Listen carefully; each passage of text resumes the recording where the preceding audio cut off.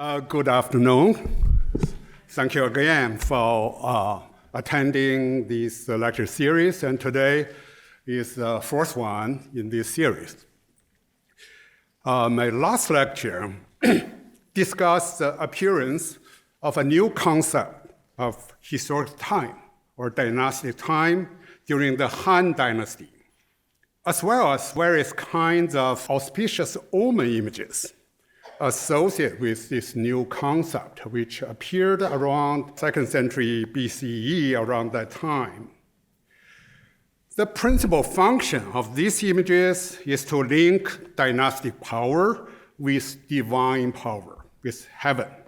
Based on the theory of the mandate of heaven, Han Confucian theoreticians claim that invisible heaven as the ultimate political and moral authority communicated with human beings through omens and omen images, including mythological or rare animals and birds, abnormal natural phenomena, and extraordinary objects and images. Dong Zhongshu, the founder of Han Confucianism, therefore coined the term tablets bearing the heavenly mandate for omens which predict the mandate of a ruler when he is about to rise to power. So these like a rhinoceros, like deers, dragons, these are all these kind of omen images.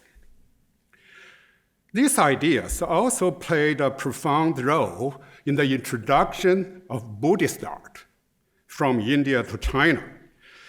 Indeed, in traditional Chinese historiography of Buddhism, the introduction of this foreign religion is presented as a manifestation of a new religious image.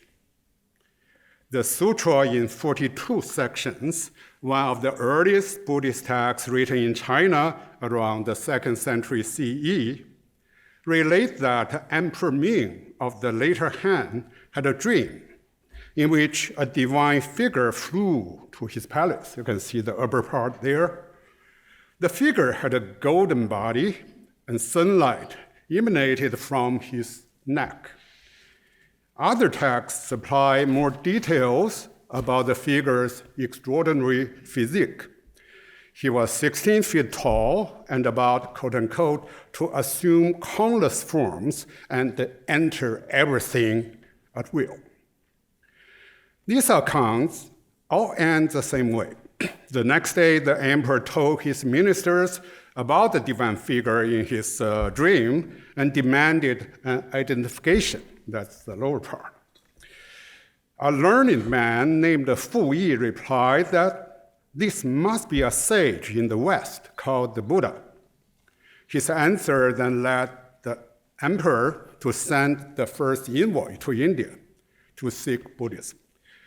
The early Chinese interest in Buddhism was therefore intertwined with a fascination with the image of the Buddha. This idea departed radically from the traditional concept of heaven, which, as we learned, is formless and invisible.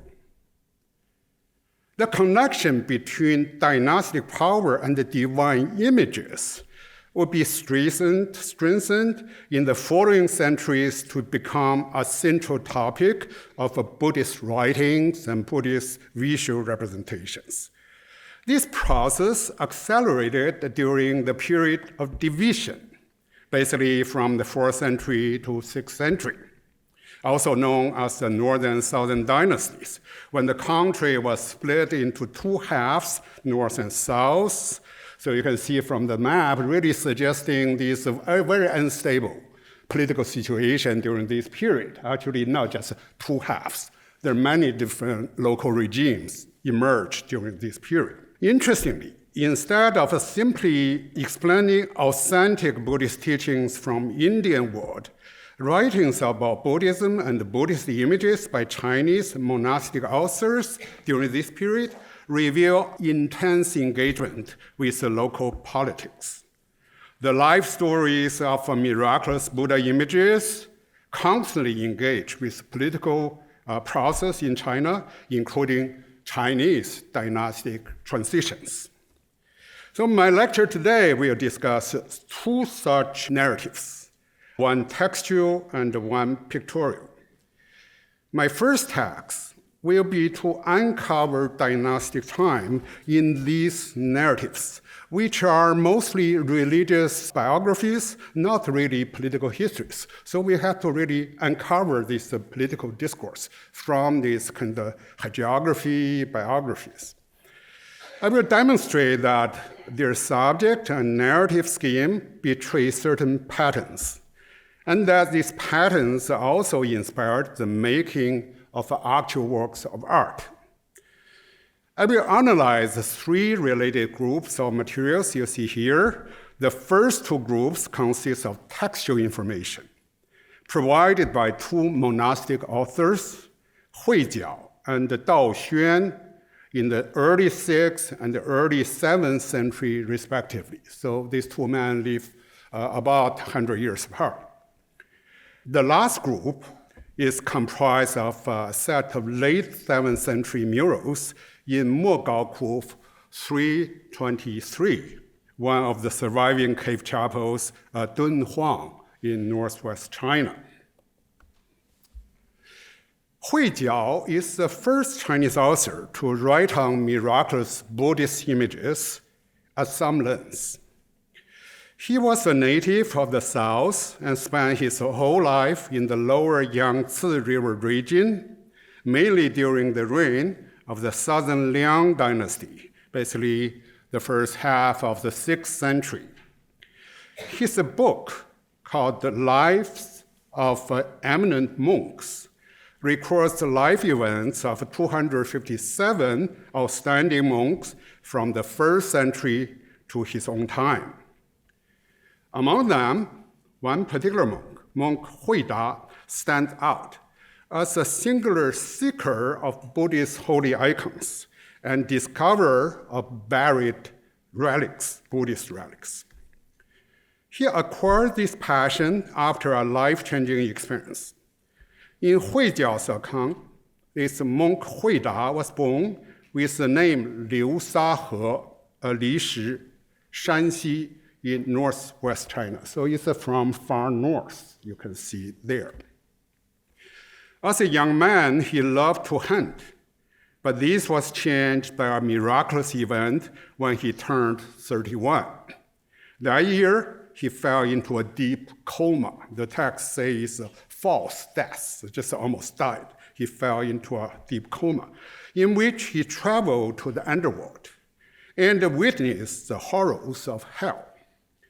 There he also met his former teacher in a previous life, who ordered him to take Buddhist vows and make a pilgrimage to the south to search for the sacred monument of Ashoka, the famous Indian king who was said to have built 84,000 stupas in a vast region to spread the Buddhist faith.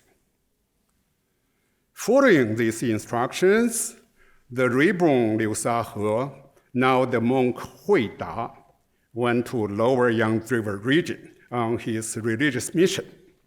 So from this point on, Hui Jiao's narrative changes its focus from the man to Buddhist icons and monuments. Here is the account of Huida's activities in the south. Let's first read a rather long passage and then think about its narrative patterns and implications. This is one of the two major texts I want to discuss today. So it's a little bit long, but it's fundamental. Huida arrived at the capital during the Ningkang era in the 4th century of the Eastern Jin dynasty. I highlight these dynasties because these are really very important. So of the Eastern Jin dynasty. Previously, Emperor Jianwen had built a 3-story pagoda in the Chang'an temple. The pagoda emitted light every night after its completion. Huida climbed onto the city walls to gaze around and detected an unusual color on the top of the pagoda. He then went to worship there every morning and evening with genuine sincerity. One night, he saw light coming out intermittently from the bottom of the pagoda. He then had some people excavate the place. About 10 feet deep, they found 3 stone stelae, with the middle one covering an iron box.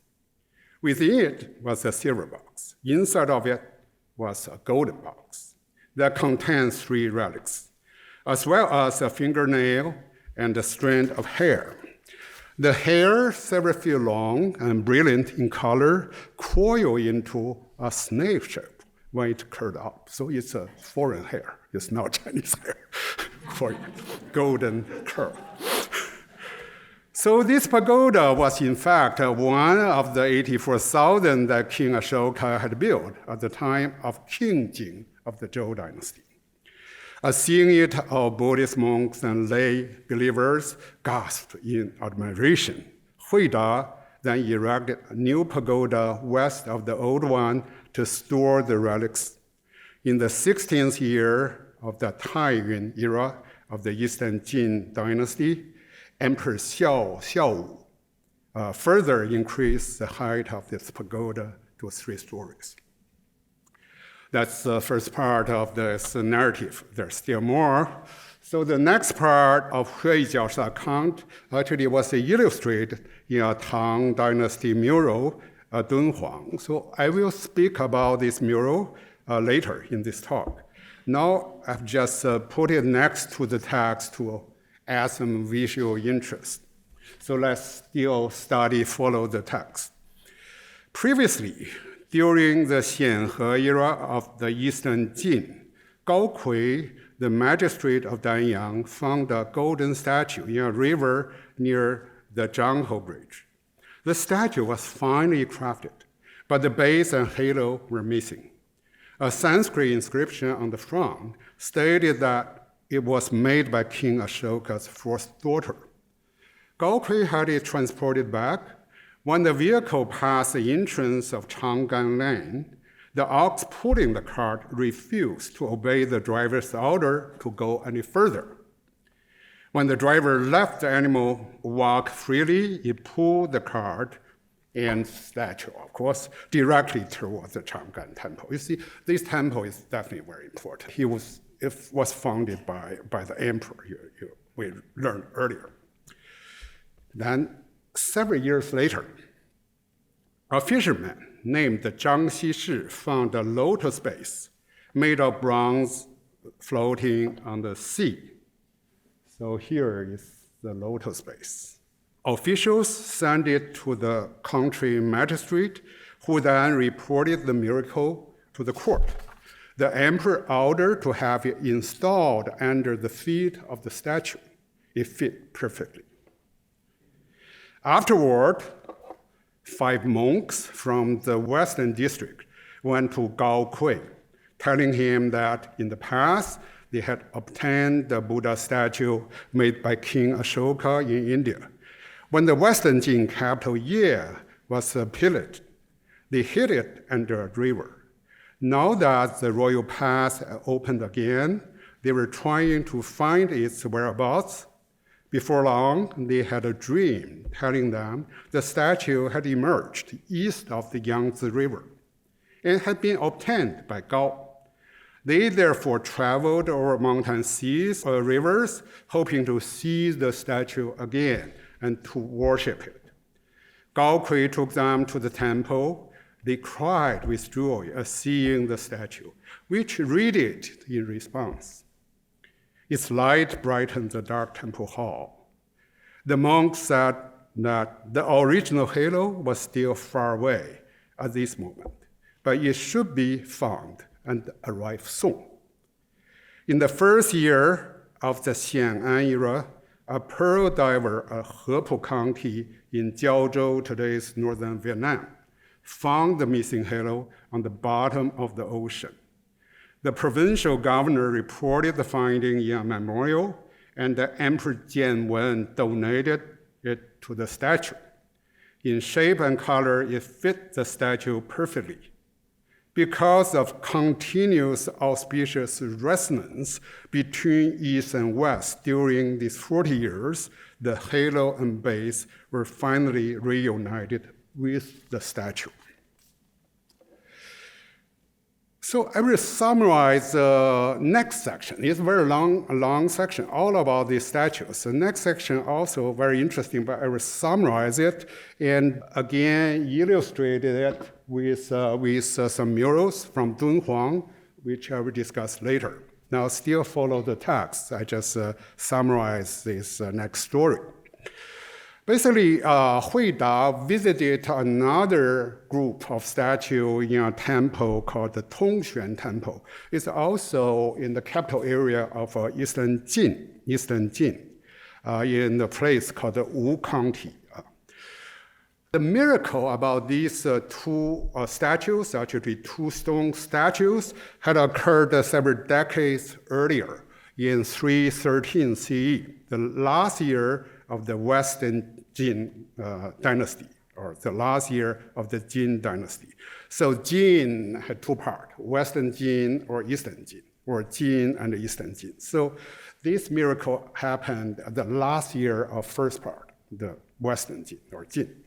So when the two statues sailed into the mouth of the Wusong River on their own accord, the text says that this was because the statue, quote unquote, sensed that Western Jin was about to reach its end. They were first spotted by local fishermen. I think that's a statue we're sailing in. So here, that's from here, these are local fishermen. These fishermen considered them sea gods and invited the local shamans to worship them. I think these are shamans. But the winds, the waves stirred instantly, frightening them away. Then some followers of Taoism claimed that these were Taoist deities and held a sacrifice to honor them. But the waves raged even more, and again, frightening them away. In the end, the local Buddhist layman named Zhu Ying set up a vegetarian feast and invited monks, nuns, and other Buddhist laymen to welcome the statues. Then the winds and waves calmed down, and the statues floated ashore. The inscriptions on their backs identify them as two Buddhist deities, one called Jia, one called Wei Wei, both are Buddhas. So here are basically stories provided by the first author, Hui Jiao. Now I think we can really analyze these stories to find the pattern underlying this narrative. I think analysis of Hui Da, this biography by Hui Jiao, reveals some essential narrative patterns related to specific notions of time and place. Most significantly, the Buddhist icons and monuments that Hui Da discovered are framed not within just one, but within three overlapping temporal spatial schemes. The first two of these temporal spatial schemes are centered on special events, the fall of the Western Jin dynasty and the founding of the Eastern Jin in South China, and are clearly related to the political process of dynastic renewal. Here I should provide some background information. The Jin dynasty united China in 280 and established its capital, Luoyang, in North China. Basically here, that's the Jin dynasty from 280. But shortly thereafter, the country fell into chaos. A host of non-Han Chinese regimes occupied the north. The Jin royal house retreated to the southeast and reestablished their capital in Jiankang in 317. So we're talking about here. The north was occupied by many regimes, and then the Jin royal house moved to this another capital in the lower Yangtze River region in 317. So the second half of the dynasty is known as the Eastern Jin because of the location of the capital. This event has a pivotal significance in Huijiao's stories of the miraculous icons. For example, the gold statue in the Chang'an Temple was first brought by the 5 foreign monks to the Western Jin capital, Luoyang, but disappeared when the capital fell. It then reappeared in the south and found its new home in the Eastern Jin capital. As for the 2 stone statues that Huida visited in the Tongxuan Temple, Huijiao's text says that, as we just learned, the holy icons had miraculously detected the forthcoming collapse of the Western Jin, and hence steered their course directly to the new capital. It's almost if these 2 stone statues were sailing toward China, maybe first toward this Western Jin capital. In the middle, they sense, my God, this Western Jin was about to fall. So they steered their way to the Eastern Jin capital in the South China. So that's the first pattern, narrative pattern, basically about this dynastic transition from Western Jin to Eastern Jin. The second temporal spatial scheme in Huijiao's account is tied to Huida, this monk's personal experience, and centered on his southern expedition in the 370s. We have read that this expedition, the personal search for holy icons and relics, happened after his return from hell. This macro-narrative about an individual is intertwined with a macro-narrative of dynastic history. As we follow Huida on his journey to the Eastern Jin capital, we learn that a few years before his visit, the last missing piece of the gold Buddha in the Chang'an Temple had been found and was reunited with the statue with the Jin Emperor's blessing. So it's a flashback from his point of view. Huida himself then discovered 2 Ashoka pagodas as well as the Buddha's relics in the capital area of the Eastern Jin. The ruined pagodas were rebuilt and expanded by Emperor Xiaowu in 391, the last date mentioned in the account. So this second narrative has a more precise temporal scheme, basically over 20 years, the one Huida was in the south. It's more personal. If these 2 narrative threads both imply the Eastern Jin's mandate and can be read as political allegories, the third temporal spatial scheme in Huijiao's account transcends the boundaries of China and its political history. It is centered on Buddhist images and buildings themselves, which either traveled to China from India on their own or had been constructed by the ideal universal ruler, King Ashoka. Huijiao described the Buddhist icons as animate beings with inherent intelligence and independent will. The erroneous dating of Ashoka to the Zhou dynasty further reflects the intention to link this Indian king with the golden age of the past in Chinese history.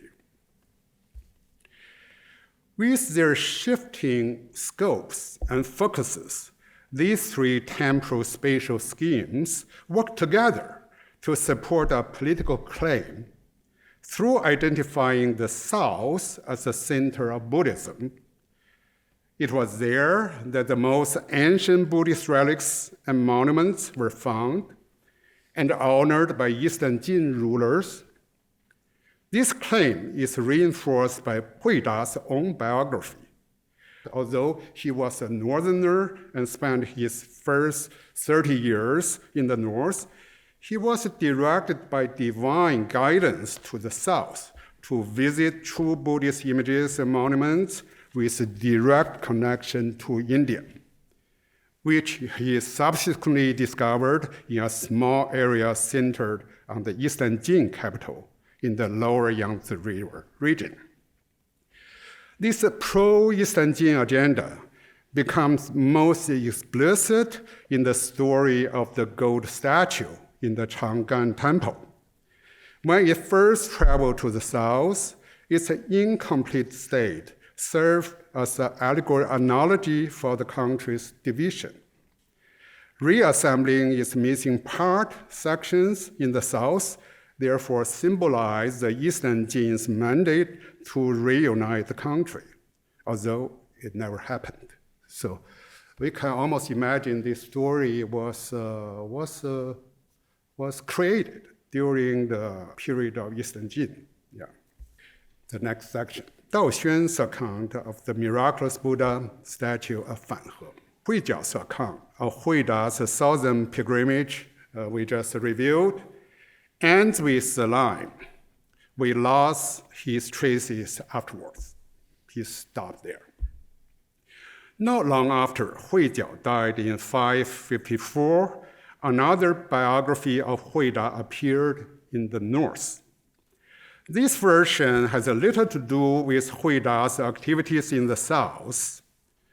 In his continued lives of eminent monks, the famous early Tang monastic author Dao Xuan omitted Hui Da's entire southern journey by simply referring the reader to the previous biography, Qian by Hui Jiao.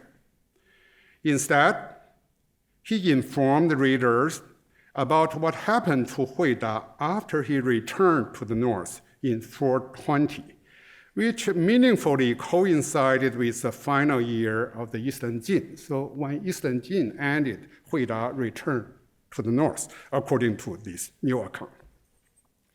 It is said that when Hui Da was traveling to the northwest en route to the city of Liangzhou, so basically, according to this new biography, he then went to north and went this area, Liangzhou. And en route, he stopped at a place called Fanhe in present-day Gansu province.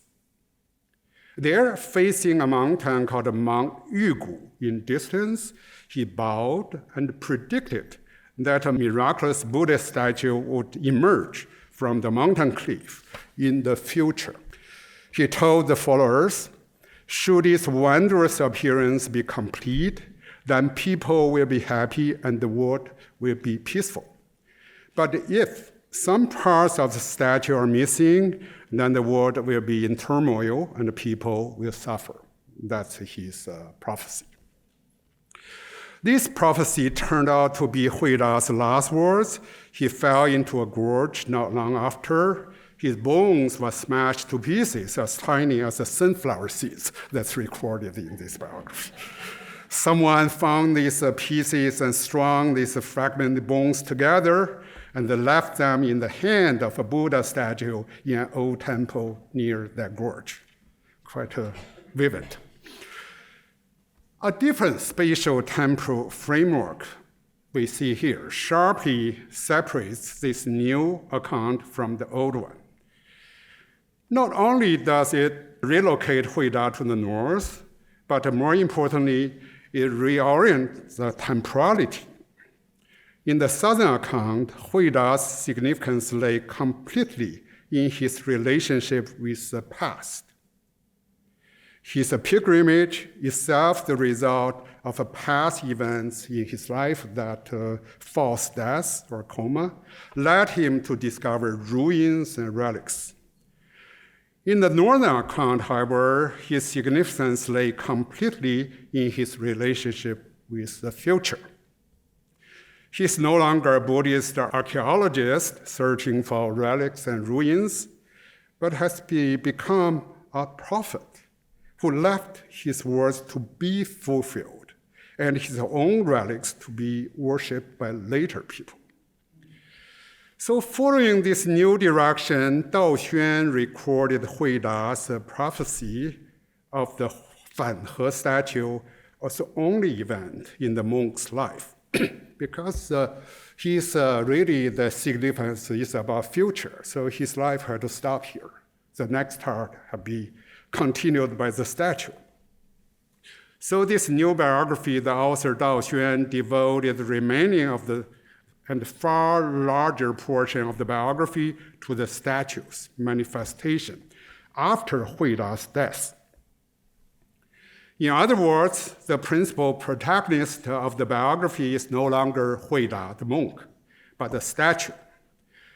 There are obvious similarities between this statue and the holy icons that Hui Da visited in the south, as they were all conceived as miraculous images able to act of their own accord. But instead of gaining power from its Indic origin, this Fan He image was an indigenous icon of the future. It was not even born yet, but would be one day. The word used in biography is "ting," to thrust itself out of a native Chinese mountain. Obviously inspired by the numerous grotto carvings created in the north during the 5th and 6th centuries, this statue was not a fixture of a wooden frame temple inside a city. Instead, a temple would be created in the wilderness to honor it. So here is a part of the biography about the statue. Some 87 years later, after Hui Da's prophecy, in the first year of Zheng Guang of the Northern Wei dynasty, a stone image was stretched out of the mountainside following a great thunderstorm. It was 18 feet high and of marvelous appearance, but with no head. Craftsmen were ordered to choose stone to carve a head, but it fell off as soon as it was attached to the body. At the time, the Northern Wei dynasty had come to the end. So what the monk had long foretold came true. In the first year of the Northern Zhou, that's the next dynasty, in the 7-mile gorge of the east of Liangzhou, where Hui Da had died, a ray of light appeared, shining brightly in darkness. To everyone's amazement, it was from the head of the statue. People reverently took the head to the mountainside and installed it on the statue. It fit the body perfectly. Although the image had been incomplete for over 40 years, and although the body and the head were divided by 200 miles, when peace arrived in the world, the two came together. When the miraculous image temple was founded there in the first year of Baoding era, light shone everywhere, and the sound of bells echoed without cease. No one knew how. During the beginning of the Jiande era, the head frequently fell off. The Grand Minister and Prince of Qi came to investigate and ordered the head be reinstalled. But at night, it fell off again, just as before. People tried many times and used various materials to make new heads, but all their efforts were in vain. Soon afterwards, the Northern Zhou persecuted Buddhism, and this led to the regime demise 4 years later. Examining this event, intelligent people realized its previous signs in the statue's miraculous manifestations. But in spite of being abolished and abandoned, the image still stood fast. From the beginning of the Kai Huang reign of the Sui dynasty, the Buddhist faith was greatly promoted. The Buddha image was elaborately embellished, and the temple was highly respected. In the 5th year of Daye, Emperor Yang visited this temple to pay his respects. With his generous donations, the temple regained its glory and beauty. The emperor changed the name of the temple to the Temple of Spiritual Resonance and ordered the stone image to be copied and transmitted. But its specific measurement could never be achieved, although people agree that it is roughly 18 feet tall. Each attempt to measure it had produced a different result. because it's miraculous image. So this account is a symbolic historical narrative from a retrospective point of view. The statue witnessed the fall of the Northern Wei, rejected the mandate of Northern Zhou for its persecution of Buddhism, and finally celebrated the victory of the Sui and Tang empires. It is not difficult to see the political agenda implied in this record. Indeed, the author Dao Xuan, as a spokesman of early Tang Buddhism, was actively involved in political and public affairs and developed very close ties with the court of Emperor Taizong and Gaozong. These are founders of Tang Dynasty.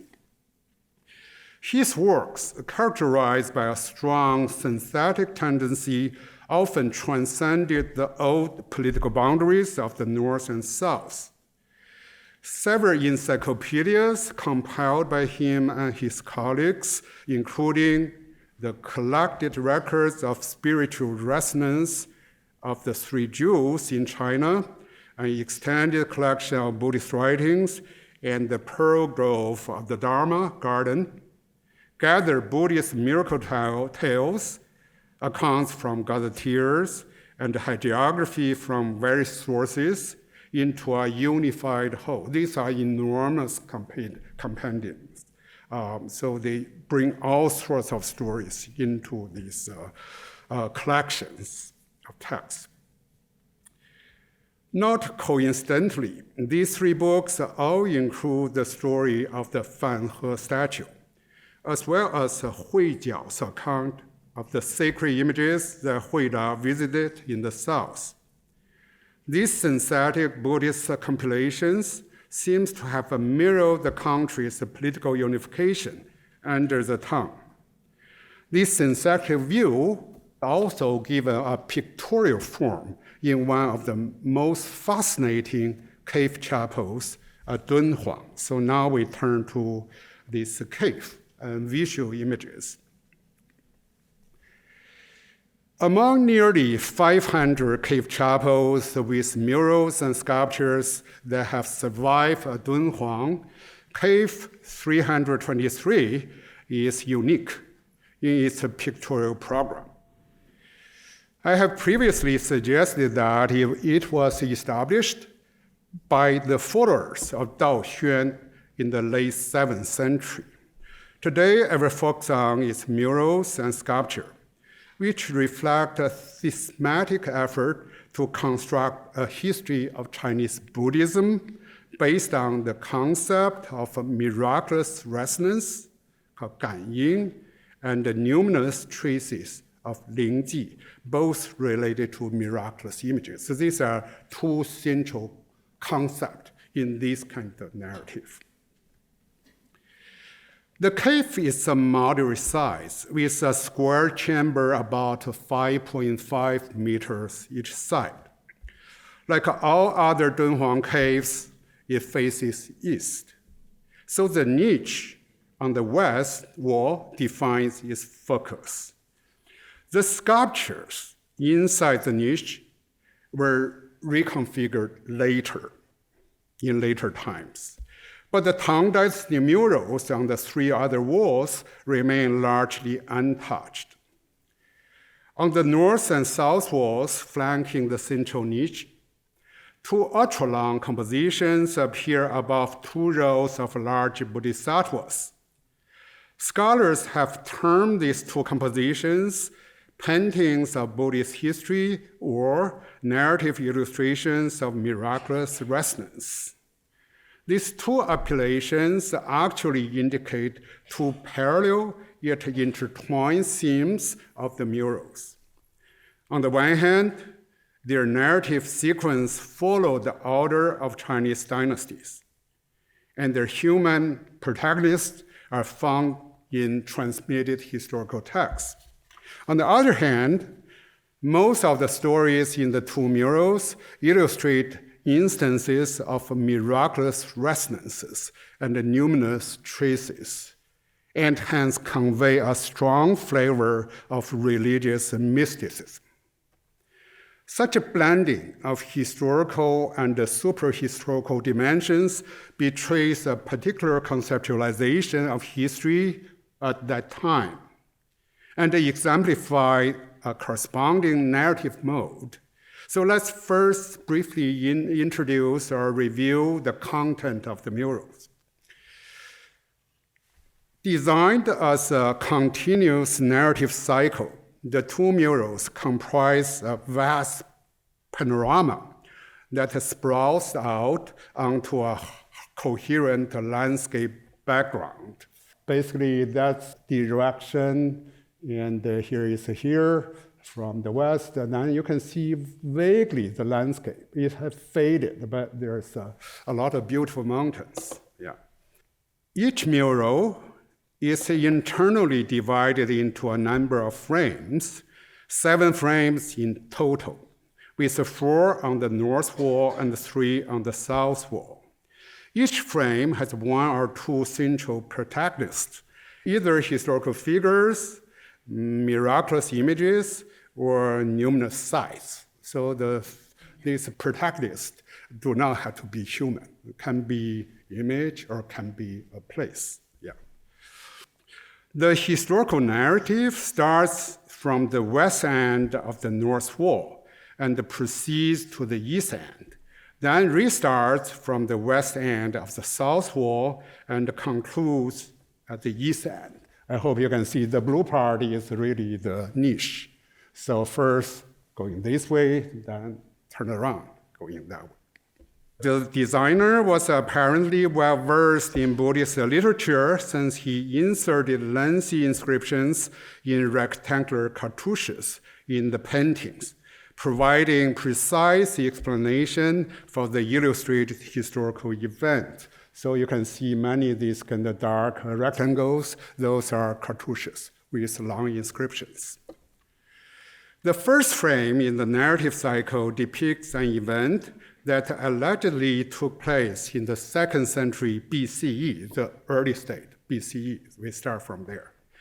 Here we see Emperor Wu of the Western Han or former Han paying homage to 2 golden statues, which he obtained after a victorious war against the Huns. He placed them in the Ganquan Palace and made offerings to them.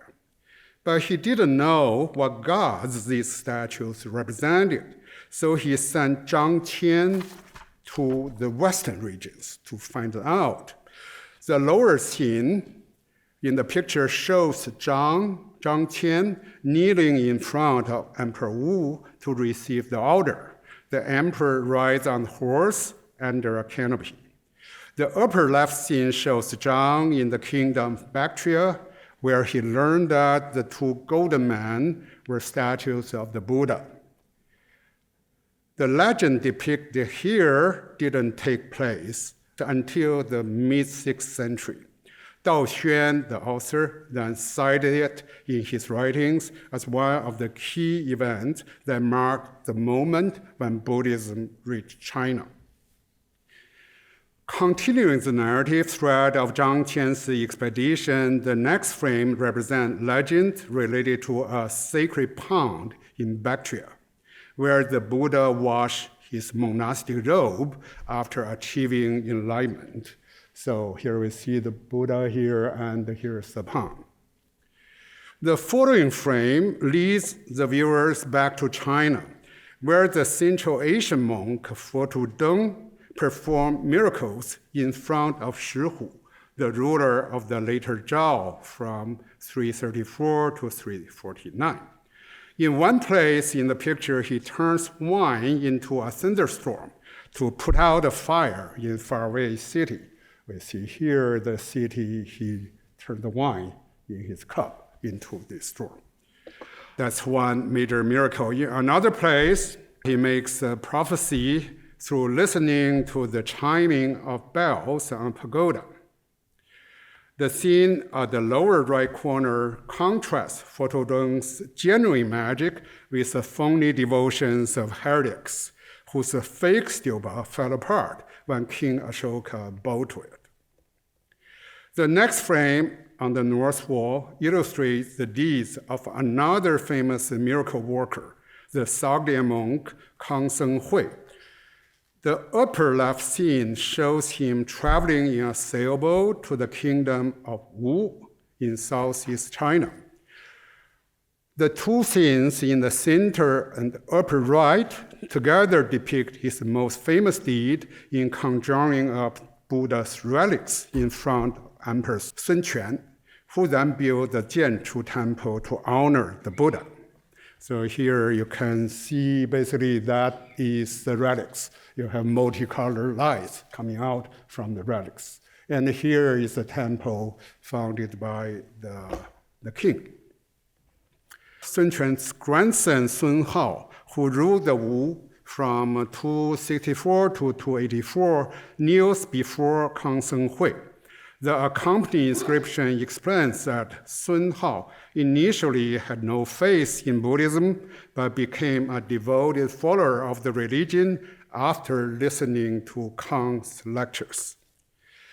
Turning to the other side of the cave chapel, we face the mural on the south wall. Again, starting from the west end, next to the central niche, we see two familiar pictures which represent the legend of the stone statues in the Tongxuan Temple and the Golden Buddha in the Chang'an Temple. The former traveled to China by water, the latter become whole again through a series of miraculous transformations. So we talked about this earlier. The last frame on this wall, which also concludes the entire narrative cycle, is centered on the relationship between Master Tan Yan and Emperor Wen of the Sui dynasty. It is recorded that this emperor was brought up in a monastery and was a devoted Buddhist from early on.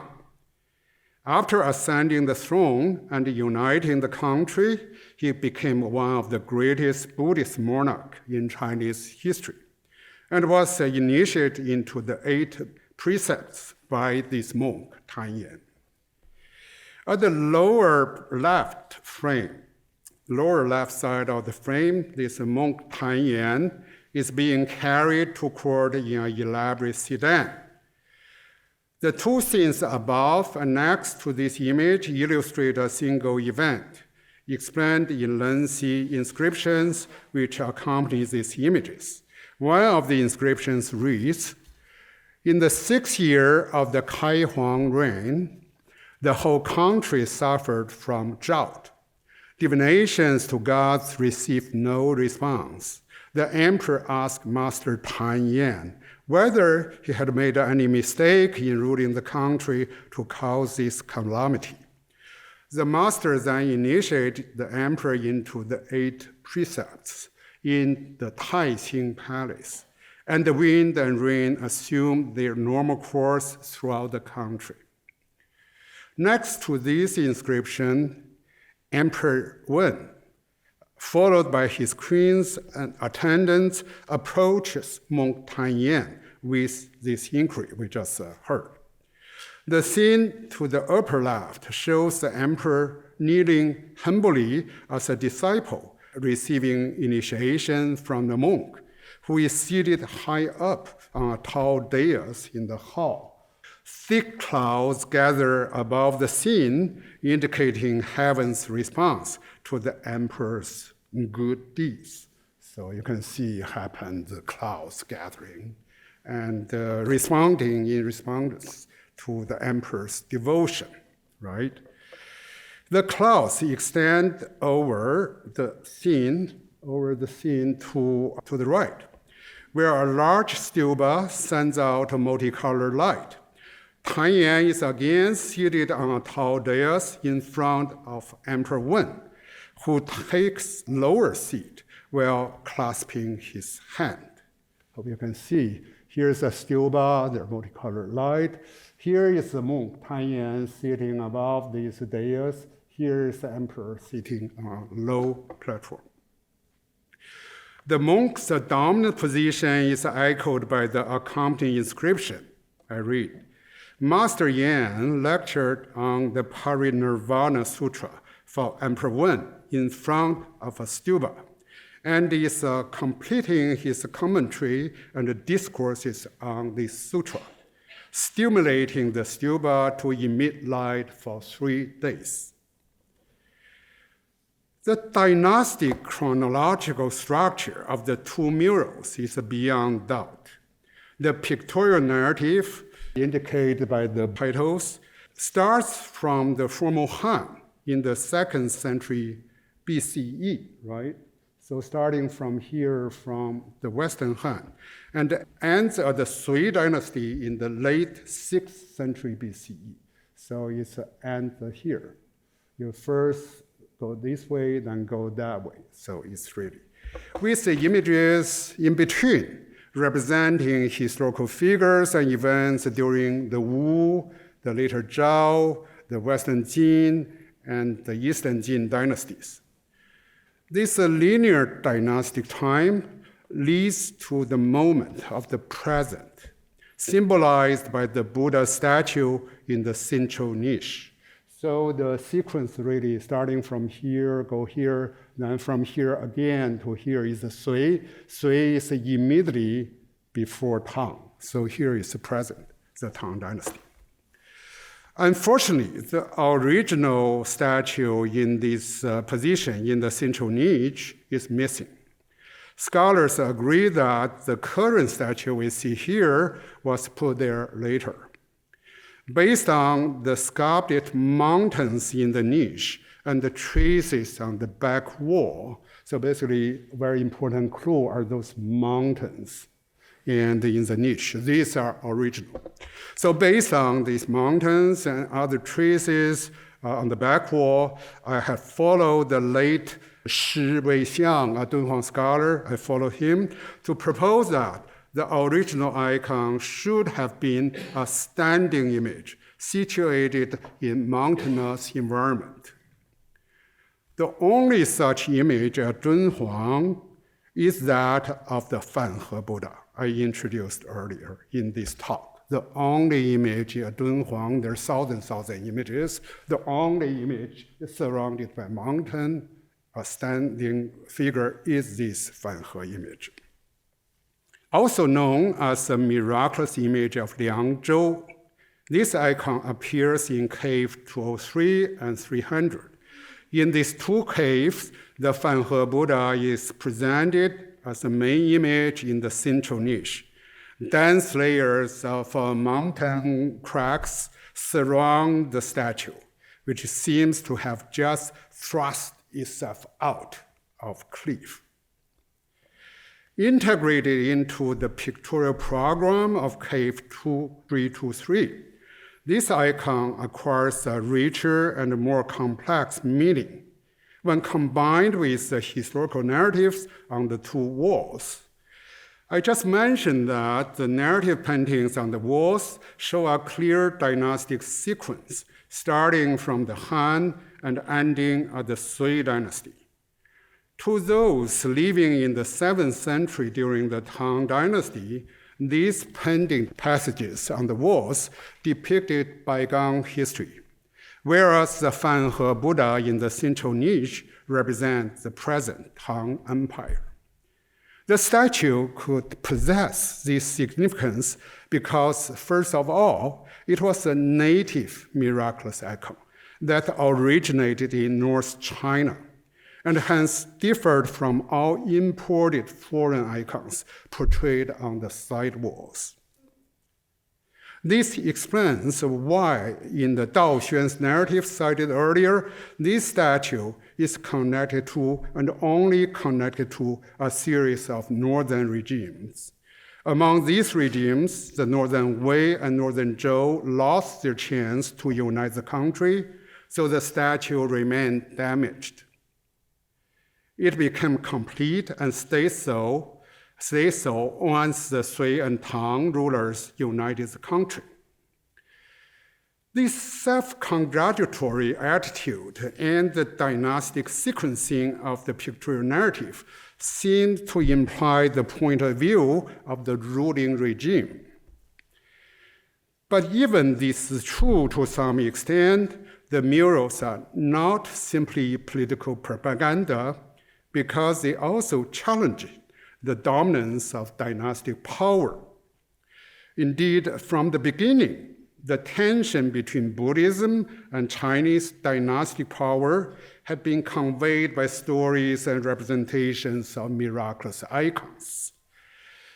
For example, in Huijiao's account of Huida's southern expedition, as we have noticed, Buddhist miraculous icons are situated in a spatial framework that transcends China's boundary. Their foreign origins denote a greater world of a Buddhist faith and a higher authority than political patronage of Chinese regime. This idea is given strong and stronger emphasis through figural images in this particular mural in Cave 323, which articulate a clear hierarchical relationship between eminent monks and the secular monarchs. So we see that Sun Hao and the Emperor Wen, these are rulers, kneel in front of Kang Seng Hui and Tan Yao, those are monks, clearly demonstrating the superiority of religious power over secular political might. So I can see here, this is the monk. Here is the ruler. And here again, here's the monk. That's the repeated, that's the pattern. Considering the heated debate in the early Tang, exactly around that time, about whether monks should pay homage to kings, these images undoubtedly represent the view of the Sangha Buddhist community. The images, the murals, also depict the moment when eminent monks initiate secular rulers into the Buddhist faith and underscore how such conversion benefit the whole country. Although these images are shaped as a dynastic narrative, they also deliver the idea that the fate of any emperor depends on his faith in Buddhism. To this end, the Fanhe statue in the central niche not only celebrated the victory of the Tang in unifying the country, but also delivered a warning, for it would become incomplete again if the world collapsed into chaos by falling into the wrong hands of divisive political leaders. Thank you. Yeah.